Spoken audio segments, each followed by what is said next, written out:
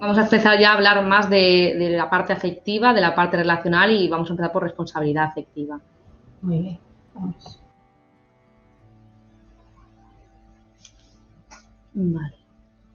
Perfecto. Bueno, vamos a hablar ahora de la responsabilidad afectiva, vamos a cambiar un poco de tema, porque este tema es súper importante. Para mí, de los más importantes, de los que más machaco a través de mi labor como divulgadora en redes sociales y también en consulta, porque estoy viendo que tenemos cada vez menos responsabilidad afectiva. Parece que esto de las redes y tal, que tiene muchos beneficios, también a veces hace que desvirtuemos, ¿no?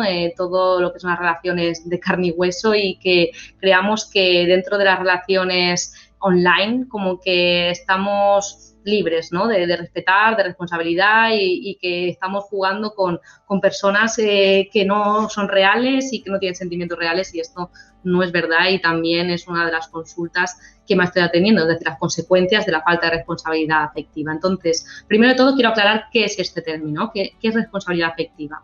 Pues responsabilidad afectiva es hacernos cargo de los vínculos que generamos, aunque esos vínculos no tengan nombre, es decir, aunque no seas mi novio, mi novia, mi pareja formal, mi amigo, etcétera. Es decir, aunque seas una persona que acabo de conocer o una persona con la que he estado chateando unos días o con la que he quedado un día únicamente para tener sexo, también tengo una responsabilidad afectiva. Es decir, yo he establecido un vínculo con esa persona y lo mínimo es ser responsable ante ese vínculo que he establecido, ante los sentimientos de esa persona y respetar a esa persona, ¿no? Entonces, al final, dentro de la responsabilidad afectiva, pues hay determinadas cosas. Por ejemplo, está el ser sinceros, ser sinceras y exponer las cosas sobre la mesa desde el primer momento, ¿no? Ser asertivos y decir, oye, yo estoy en un momento de mi vida en el que no busco nada serio, me has gustado, me has caído bien, me atraes, ¿qué te parece? Si tenemos un encuentro, lo que sea, libremente desde el principio para que la otra persona pueda decir, vale, me apetece a mí también, no es lo que busco o cualquier cosa, ¿no?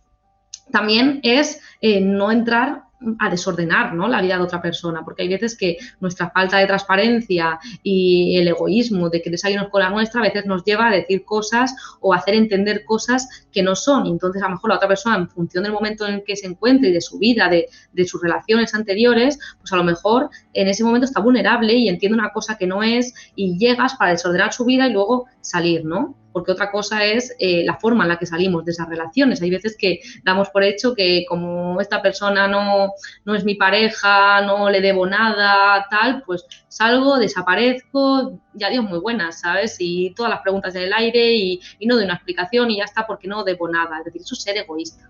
Es decir, no podemos quedarnos en no te debo nada o no somos nada para justificar un acto egoísta e irresponsable, efectivamente. Y al final, pues en esencia es relacionarnos de forma ética, cuidándonos y cuidando a la otra persona a través de la empatía y la asertividad. Es decir, eso no cuesta nada, no quiere decir nada, no te están poniendo un dedo, un anillo en el dedo y no cuesta nada, no va a dar un impacto negativo en la vida de otras personas. Podemos ser sinceros, hacer lo que queremos o comunicar lo que queremos y si la otra persona acepta, perfecto y luego, si no nos gusta, desaparecer de su vida con una explicación tan tranquilamente como no me siento cómodo, no me has gustado, no estoy en ese punto o lo que sea, ¿no? Entonces, para un poco ejemplificar, ¿no?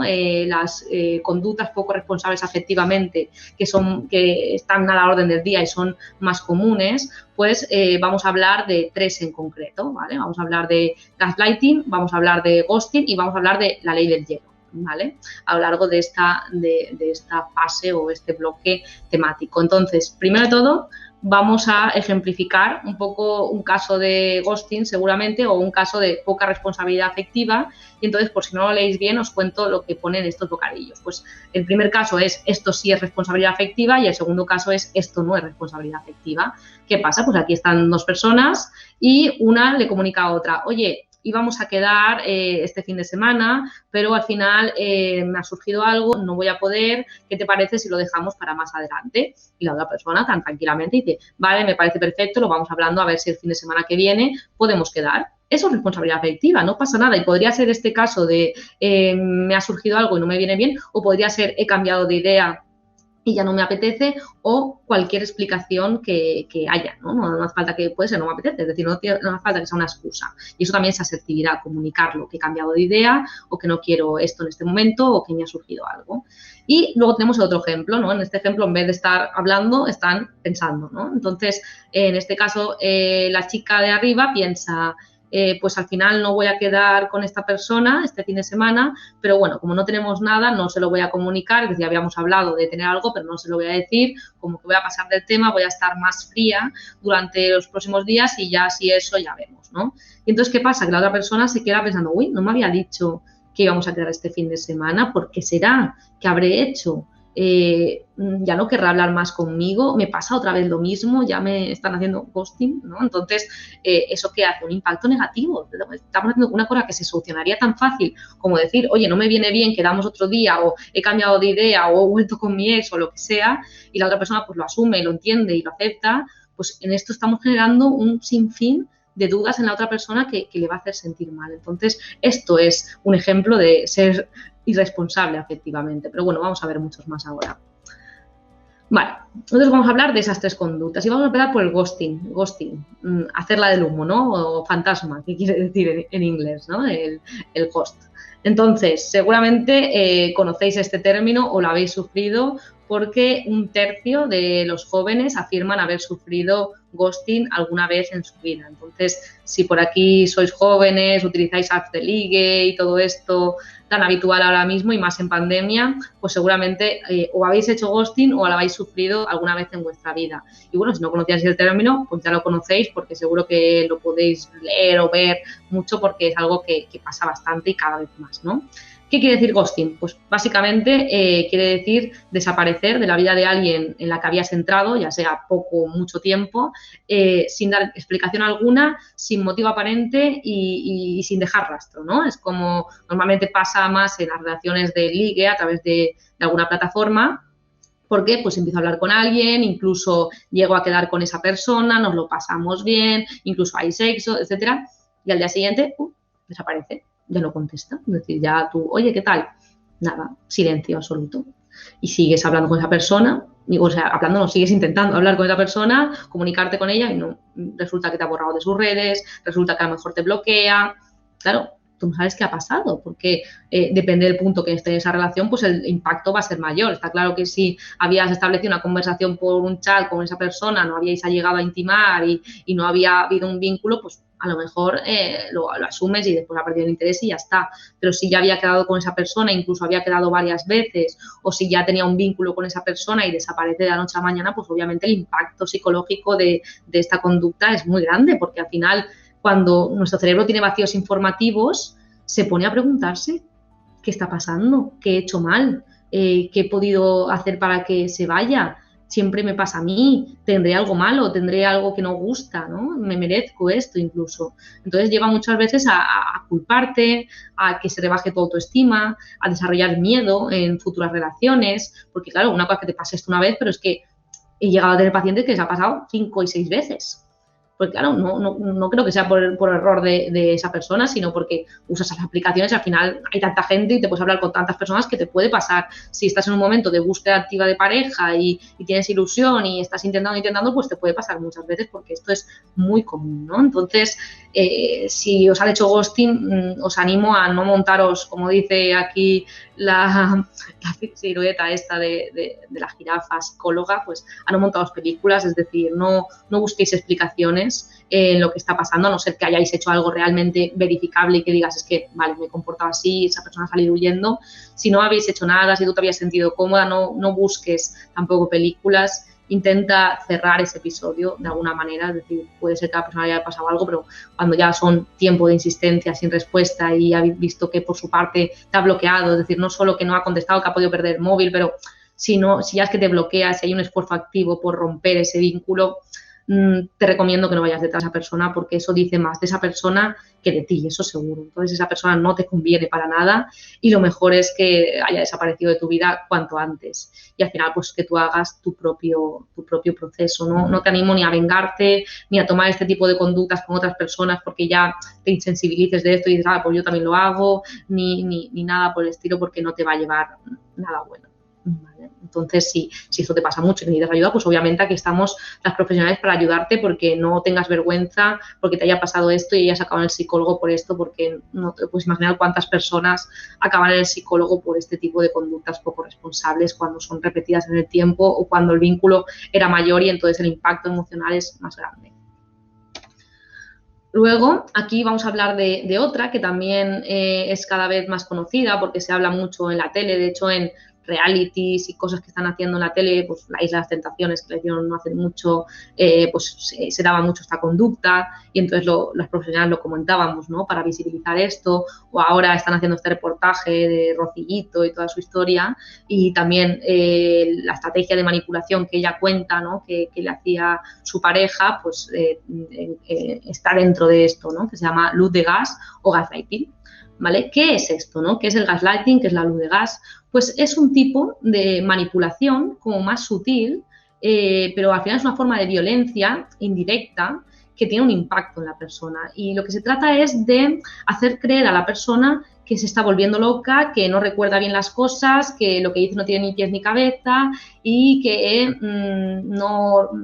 las cosas no son como ella dice, ¿no? Entonces, poquito a poquito, ¿no? Se le va quitando a esa persona la razón, ¿no? Pues, por ejemplo, en la viñeta esta que tenéis aquí se ve muy bien, ¿no? La persona dice, me hiciste sentir daño, y entonces lo que le responden es, te enojas por todo, estás exagerando, eres muy sensible, estás loca, que es tu culpa, tú me provocaste y todo esto, ¿no? Es como al final dar un poco la vuelta a la tortilla y hacer que la otra persona, que al final cuando esto se repite continuamente y a veces además esto va unido de otro tipo de estrategias de violencia o de manipulación, pues al final la persona está vulnerable y llega a dudar de sus propios conocimientos, es decir, llega a dudar de si la situación se dio como ella pensaba o no, porque la otra persona tiende a, de una manera muy violenta, defender que su verdad es su verdad, ¿no? Y es como, no, eso no fue así, estás loca, es exagerada, has sacado todo de contexto, tal. Claro, te lo dice con tal seguridad y a veces con tal violencia, y tú estás en un momento vulnerable que llegas a creer que tienes razón. Entonces luego se produce un pensamiento interno de, ¿tendré razón? ¿Lo habré hecho mal? ¿Me mereceré esto? ¿Realmente le he provocado yo? ¿No lo recordaré bien? ¿Seré muy sensible? ¿Estaré exagerando? Y entonces llegas a dudar de tu propio conocimiento y conciencia, ¿no? Y entonces esto es una estrategia que puede tener un impacto negativo psicológicamente muy alto. De hecho, yo creo que es una de los primeros signos que puede dar la violencia, ¿no? Intrapareja, de género o como queráis llamarlo, ¿no? En este sentido. Porque digo que no de género porque a lo mejor esto también puede pasar desde mujeres a hombres, ¿no? Y como de género solo es de hombres a mujeres, pero vamos a llamarle violencia interrelacional, ¿no? De alguna manera. Entonces, estos son primeros signos que pueden haber de esa violencia, ¿no? Que primero vas desprestigiando a la persona, vas haciéndole dudar de sus propias realidad, de su propia conciencia, vas manipulando poco a poco para que esa persona se vaya sintiendo cada vez más vulnerable y cada vez dude más de sí misma.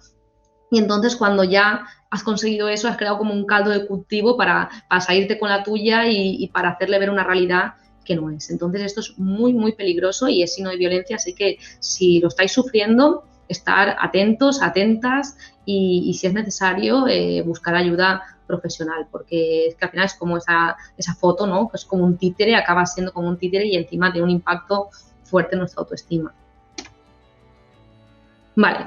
Y por último, otra conducta que quería hablar es lo que se llama la ley del hielo. La ley del hielo también es muy común. Aquí la imagen que os he puesto, la viñeta también lo refleja, que el chico le dice, ¿vas a decirme qué te pasa o te tendré que insistir durante horas? Y ella dice, la ley del hielo otra vez, ¿no? Es como un mecanismo de violencia también o manipulación que consiste en castigar con el silencio. Es decir, ha pasado algo y a veces el conflicto que ha pasado ni siquiera ha sido manifiesto. Es decir, ni siquiera te he dicho esto me ha molestado de ti o ha pasado un conflicto grandísimo y tú sabes por lo que estoy enfadada, sino que de repente algo me ha molestado, se me ha cruzado el cable o lo que sea y sin decírtelo, sin ser asertiva y comunicarte cómo me siento, de repente decido quitarte la palabra e ignorarte completamente, castigarte con la total el silencio y ignorancia, ¿no?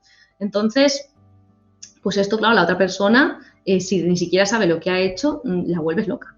decir, empieza a pensar, pero ¿qué he hecho? ¿Qué he podido hacer? Te lo pregunta, es decir, genera pues a veces una reacción ansiosa, una reacción de frustración, ¿no? De quiero ponerle solución y no sé cómo, y cada vez que intento hablar, tú me giras la cara, te vas, me pones el móvil en modo avión, me dejas con la palabra en la boca, me ignoras durante días. Vamos, es que es horrible, te deja en una situación de indefensión absoluta, ¿no? Porque no te da la oportunidad de redimirte o de cambiar lo que haya que cambiar o de buscar una solución. Entonces, muchas veces esto genera a veces reacciones de ira, porque claro, genera mucho enfado cuando tú no entiendes lo que ha pasado y quieres entenderlo y preguntas y te ignoran, ¿no? Entonces, la indiferencia hace mucho daño. Y este tipo de conducta es más sutil, ¿no? Y a veces incluso la persona que está haciendo el silencio tiende a pensar que tiene la razón porque el otro se tiene que dar cuenta del daño que me has hecho, pero no. Y además es que también vas en tu contra, porque si te han hecho algo que realmente te hace daño y la otra persona no lo sabe, si tú no se lo verbalizas, si no habláis, si no llegáis a acuerdos, nunca va a cambiar. Y lo único que estás consiguiendo es que la otra persona también se ponga a la defensiva, que tenga una reacción de ira, que se genere frustración y que al final también se canse de esta situación. Entonces, pues también otra conducta poco responsable afectivamente. Vale, y luego vamos a hablar, porque hemos hablado de estas conductas, ¿no? Ahora hablaremos un poquito más del impacto psicológico que tienen, pero vamos a hablar de lo que queremos, ¿no? De lo que queremos mejorar y de cómo conseguir qué ingredientes poner para ser responsables afectivamente. Entonces, para mí, estos que os he puesto son los más importantes. Primero, una buena autoestima, porque si yo tengo una buena autoestima, es decir, si yo, porque autoestima es un término muy abstracto, ¿no? Entonces, muchas veces, vale, autoestima, me quiero a mí misma, pero autoestima, más de quererme a mí misma, es también actuar en coherencia con ese respeto y ese amor hacia mí misma. Y entonces, tener una buena autoestima muchas veces me ayuda a poner límites, me ayuda a expresar lo que siento sin tabú, sin miedo al rechazo, me ayuda entonces a ser asertiva, me ayuda también a identificar cuando otra persona está sobrepasando mis límites o cuando otra persona me está tratando de una forma que no merezco y alejarme de sitios que me hacen mal. Entonces, una buena autoestima, por una parte, me va a ayudar a ser más responsable afectivamente porque yo sé que si siento algo, tengo todo el derecho del mundo a comunicarlo y que mis límites, mis derechos, mis necesidades están bien y no tengo por qué salir huyendo para no dar la cara porque si está bien lo puedo comunicar y no pasa nada y no tiene nada de malo. Y también una buena autoestima me ayuda a protegerme de los irresponsables afectivamente porque me ayuda a poner límites, me ayuda a decir esto no me gusta, esta persona me está manipulando, yo no me merezco esto y por tanto no quiero esto en mi vida y salgo. Entonces, una buena autoestima, clave. Segunda cosa importante, la educación emocional. Es decir, esa es la asignatura pendiente, estrella, que tenemos en nuestra sociedad, porque la educación sexual es importante, pero la afectiva ya ni te cuento, ¿no? La educación emocional y la inteligencia emocional, súper importante. Es verdad que si yo trabajáramos, a lo mejor yo tendría menos trabajo, pero mira, lo agradecería porque seríamos una sociedad mejor, ¿no? Entonces, si nos educan emocionalmente, es decir, por lo menos a saber de que las personas son diversas, que unas personas sienten de una manera, que no todo el mundo siente igual que yo, que tengo que tener empatía, asertividad por la otra persona, respeto, etcétera, pues seguramente no cometa estas irresponsabilidades afectivamente porque también sabré cuál es el impacto emocional que tiene a veces mi conducta sobre otras personas y al final no querré tener ese impacto, ¿no? O soy mala persona, eso es lo que quiero tener.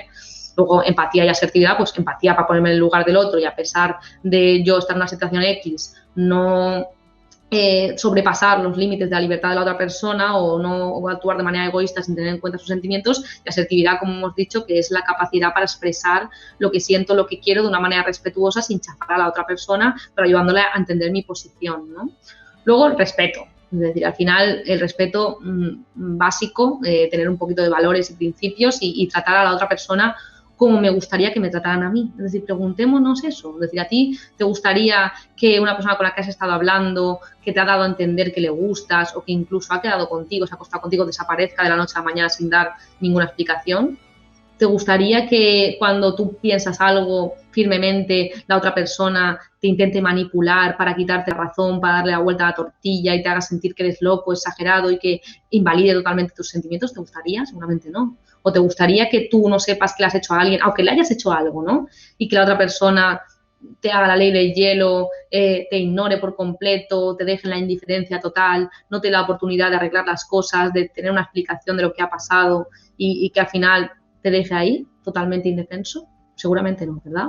Pues todo esto es al final el desarrollar la empatía y el respeto hacia el otro y no hacer lo que no nos gustaría.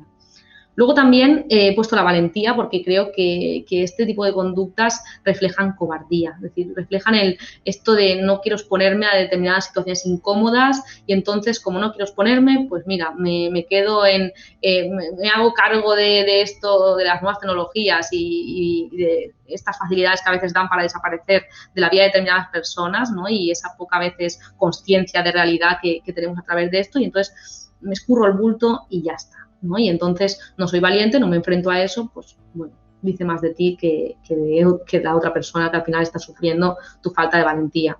Y por último, pues también trabajar los mitos del amor romántico porque también están a veces a la base de determinadas conductas irresponsables afectivamente, ¿no? Pues como, por ejemplo, que la otra persona tiene que saber cómo me siento y tal, porque si no, no estamos hechos el uno para el otro, pues eso a veces me hace no matizar las cosas o por amor todo vale, ¿no? Y eso me lleva a aguantar determinadas conductas irresponsables en una pareja sin poner límites. Pero bueno, no os adelanto porque ahora en el siguiente bloque vamos a hablar del amor romántico, entonces no adelanto aún nada de esto. Vale, y luego las consecuencias, ¿no? Que os he hecho un resumen, que veréis que el Power tiene mucha letra, lo he hecho también pensando en que este vídeo podía llegar a personas que tuvieran algún tipo de diversidad funcional y a que a lo mejor no pusieran a escucharme, entonces he querido dejarlo todo bien matizadito en el Power para que quien no pueda escucharlo pueda leerlo y también para que quede claro a todos, porque me parecen conceptos muy importantes, entonces por eso tiene tanto texto el Power, ¿no? Pero he querido matizar ahí pues las consecuencias de la responsabilidad afectiva más comunes que veo en consulta y que también he estudiado. Entonces, una de ellas es la desconfianza e inseguridad de cada nueva relación, lo que más me encuentro, ¿no? Cuando una persona ha sufrido faltas de responsabilidad afectiva, ¿no? Constantemente en sus relaciones, ha sufrido varios ghostings o ha sufrido la ley del hielo o cualquier cosa, es como que ya llevan una mochila más grande a la próxima relación y se sienten pues inseguras, ¿no? Inseguros y desconfían de que se os vuelva a pasar y eso les hace que muchas veces acaben desarrollando relaciones que he puesto aquí como segundo punto, ansiosas, ¿no? Conductas ansiosas, que entendemos como conductas ansiosas, pues conductas de celos, posesividad, necesidad de reaseguración, dependencia, no saber estar sola, es decir, al final el hecho de pensar que me van a dejar en cualquier momento, el hecho de pensar de que tengo algo malo y que por eso me han hecho ghosting varias veces o cualquier cosa de estas me lleva muchas veces a ir las relaciones con mucho miedo, pasar de puntillas y a veces tener como el sistema de alerta activado y enseguida captar detalles que puedan indicar que me van a abandonar, que me van a dejar. Entonces eso desarrolla pues lo que se llama un apego ansioso y conductas ansiosas en las relaciones.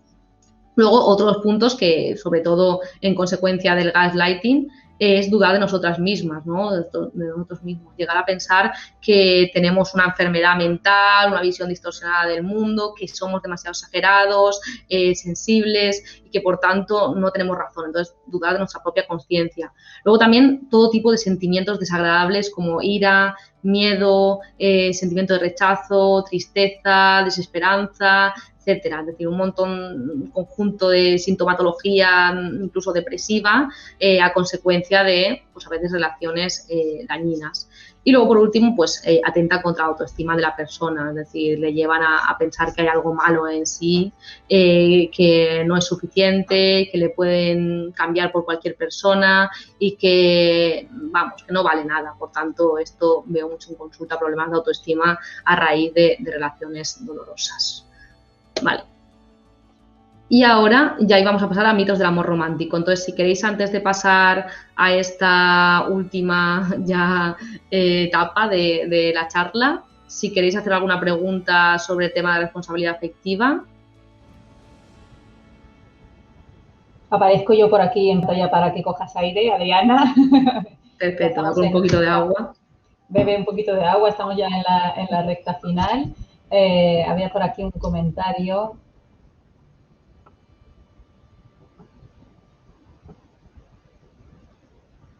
Que lo han puesto antes de terminar el bloque este, pero a ver.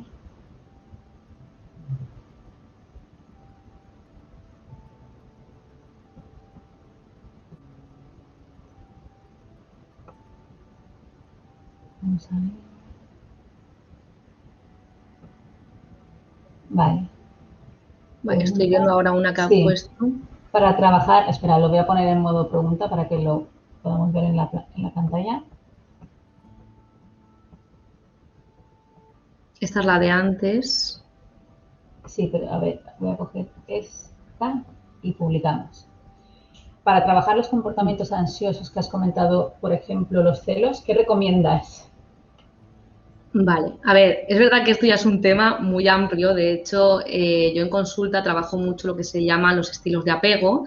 Hay diferentes estilos de apego que al final son las formas que tenemos de relacionarnos o de vivir las relaciones, sobre todo las relaciones más íntimas, a raíz pues, de todas nuestras experiencias previas. Entonces, si una persona ha sufrido este tipo de conductas de manera repetida desde su infancia, adolescencia, etcétera, ya sea no solo en las relaciones de pareja, sino también pueden verse dentro del ámbito familiar, pues al final es más común que desarrollen lo que se llama un estilo de apego ansioso que lleva consigo toda esta inseguridad, que lleva a los celos, a la posesividad y todo esto. Entonces, sería un trabajo bastante complejo, es decir, que no os voy a poder desvelar en 4 tips que os dé por aquí. ¿Cómo trabajarlo? Pues primero tomando conciencia de ello, así de primeras, ¿no? Tomar conciencia de que lo que me está pasando no es normal o que no tengo razones para sentirme así. Y si realmente quiero trabajarlo y me produce un problema en mi vida, pues seguramente ponerme en manos de un profesional o una profesional que me ayude a gestionar esta ansiedad relacional y que me ayude a entender el origen y cómo ponerle límites a ello, ¿no? También leer sobre ello, pues hay determinados, de hecho hay un libro que os recomiendo mucho sobre los estilos de apego que se llama Amar o Depender. Bueno, este es Amar o Depender, va de un poco librarnos de la dependencia relacional, pero quería deciros otro que es Maneras de Amar. El de Maneras de Amar es el que va de los diferentes estilos de apego y cómo cada persona, de hecho hay un test y todo en el libro para que puedas un poco determinar tu estilo de apego y luego te explica pues cómo vive cada persona las relaciones en función de su estilo de apego, eso es muy interesante. Y el otro, que es de Walter Rizzo, Amar o Depender, pues va un poco de quitarnos esa creencia del amor romántico y vivir un amor más libre. Entonces también está bien para trabajar un poco todo esto. Y luego hay uno que se llama Amor Cero, que es un poco para detectar determinados patrones tóxicos en las relaciones. De hecho, se llama Cómo librarte de un amor con psicópatas. Es verdad que yo creo que lo agranda un poco el término, pero bueno, sí que ayuda a ver conductas tóxicas en las relaciones. Entonces, para trabajarlo hay que hacer muchas cosas, entonces no te lo puedo decir por un mensaje por aquí, pero sí que te animo a eso, a tomar conciencia, a leer sobre el tema y si realmente es un problema, pues ponerte en manos de profesionales. Y luego también, Adriana, ¿no? La importancia de que tomemos conciencia de nuestro rol como modeladores, ¿no? De conducta en nuestros hijos, hijas y en nuestro alumnado, porque los estilos de apego se heredan y tiene mucha influencia el estilo de apego que nos han inculcado nuestros padres en casa o en la escuela, ¿no? Entonces, empezando también por ser conscientes de qué estilo de apego estamos educando en nuestros hijos, en nuestros alumnos y alumnas. Totalmente. Es decir, al final los adultos tenemos una labor muy importante como educadores y educadoras de las próximas generaciones. Entonces, pues sí, somos modelo y también nuestra conducta tiene un impacto también en el desarrollo de esos estilos de apego. Han preguntado antes cuál era el libro, se llama Amor Cero, con Z. Y este es el que digo de las conductas tóxicas. El otro es Amar o Depender, de Walter Rizzo, y el otro que os he dicho es Maneras de Amar, que ahora mismo no me viene el nombre, pero bueno, si buscáis lo encontraréis. Vale, pues si Vale. quieres... Han puesto otra pregunta más, si quieres respondemos a esa pregunta, última que han puesto. Voy allá.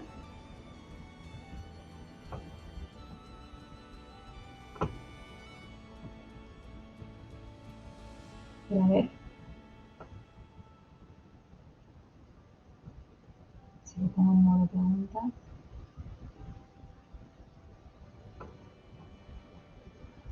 Perdón, que no veas tú. No te preocupes, voy leyendo yo la pregunta también. La voy a poner en pantalla. Ahora.